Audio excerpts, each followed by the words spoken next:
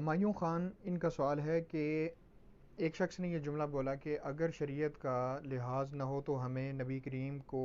اللہ کا درجہ دینا کا ہے یا دینا چاہیے، کیا حکم ہوگا؟ مفتی صاحب ان کا سوال کچھ واضح نہیں ہوا، ان کے حوالے سے رہنمائی فرما دیجیے۔ اگر انہوں نے یہ جملہ بولا تو اس میں کوئی حرج والی بات نہیں ہے، لیکن بہتر ہے چونکہ اس کے جملے کا مفہوم سننے والے کی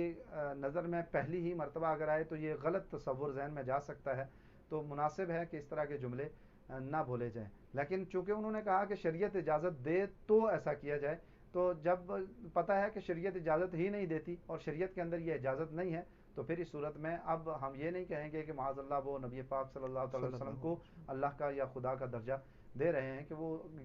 وہ تعلیقی اسی بات پر کر رہے ہیں کہ اگر شریعت اجازت دے، اور شریعت اجازت نہیں دے رہی تو اس صورت میں اس پر سخت حکم نہیں لگے گا، لیکن بہرحال ایسے جملے کہنے سے بچنا بہتر ہے۔